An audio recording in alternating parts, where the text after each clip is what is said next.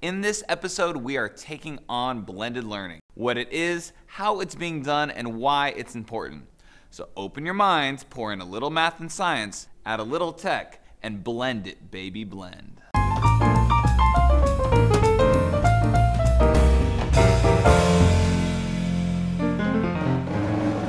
This episode of the Infinite Thinking Machine is sponsored by Q, the K-12 High-Speed Network, and the San Francisco School of Digital Filmmaking. Woohoo! What is blended learning? Our friends over at the Innosight Institute have published a series of awesome white papers on blended learning trends and practices. They define blended learning as a formal education program in which a student learns, at least in part, through online delivery of content and instruction with some element of student control over time, place, path, and/or pace, at least in part at a supervised brick-and-mortar location away from home.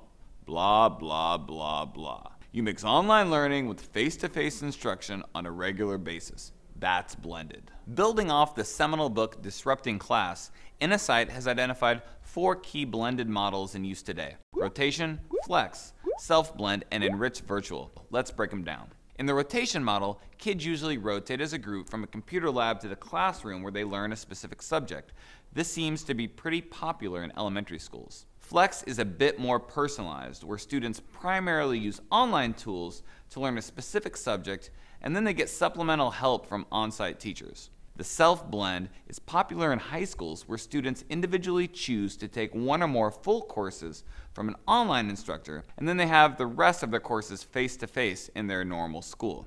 Enriched virtual is a combo of the others, where the whole school is designed for students to split their time between courses taken at home and on-campus courses. Now, I know that was a little quick, so to learn more, take a deep dive into Innosight's paper classifying K-12 blended learning. What does blended look like? This space is exploding right now with tons of innovation happening. Examples include whole school models like Rocket Ship Schools and Da Vinci Innovation Academy, as well as programs like the School of One. KIPP Empower is one of the most interesting examples. It's a new elementary school in LA that rotates students on and off 15 computers in each classroom. While online, students use a variety of adaptive learning tools to learn and practice content. This lowers the student-teacher ratio, allowing teachers to personalize learning in small groups offline. Mix in the extended day schedule, and they have a powerful model that's getting real results. Although KIPP isn't usually associated with tech, KIPP Empower Academy and a few other KIPP schools have become early innovators in the blended learning movement. What tools can help you blend? Given our geek cred, you'd think this would be the easiest to answer. But it turns out the answer totally depends on your instructional philosophy. If you believe that content mastery is king, then you probably want to navigate to large instructional management systems that aggregate lots of digital content and assessments. Tools like Pearson, Education Elements, and ST Math are just a few out there. These tools provide kids with interactive practice and move students through a personalized instructional sequence. We'd even include the multitude of learning games and mobile learning apps in this category. And thanks to tools like MindTap, these are getting easier and easier to access.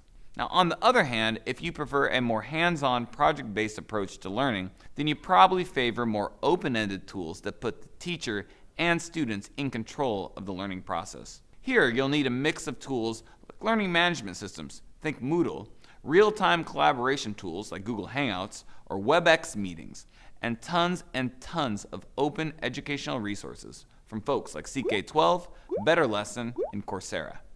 So why is everyone making such a big deal about this? To answer that, we've assembled our Blended Learning Brain Trust for a spirited conversation on blended learning. So I'm here at the Blended Cafe with James Sanders and Chris Walsh, and guys, let's jump right into it. There's a lot of models of blended learning out there. Which one do you like the best? None. No, all. A mix, right? A blend of them all. You know, I mean, like any model, it's hard to say anybody really does one or the other. I think I like elements of the flex model the best, just because it's more about individualized personal instruction for kids. But I could be talked in just about any of them as long as it's about kids, and that's the focus rather than sort of economic efficiencies and all that. Yeah, if you're talking about like looking for what is the best model, you're looking for magic bullets, and I think you've gone down the wrong path. There may be an amazing full online course that a student could go and learn about CS, and they do that, and that's one model. There could be a rotational tool that one teacher just leverages massively effectively in his or her classroom, and that works, but it's not one size fits all. Anytime education does that, everybody goes wrong. Okay. So it seems like we tried this 25 years ago and it didn't work so well. So how is blended now different? Well, I mean, it's true. We've had tools that are adaptive learning technologies for quite a while.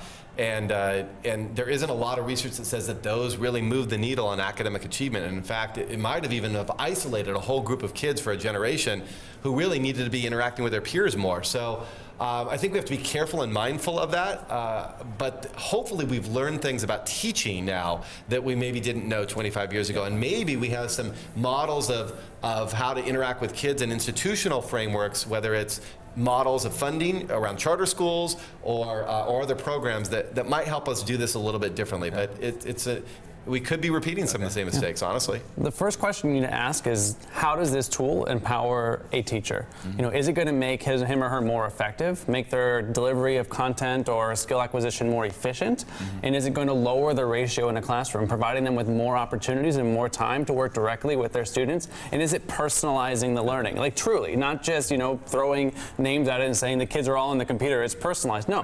What are the kids doing? What are the kids creating? What are the kids doing to think about different problems and different things like that? But that's also hard work, right? That's hard work for a teacher, and so you really have to invest in teaching more than anything else.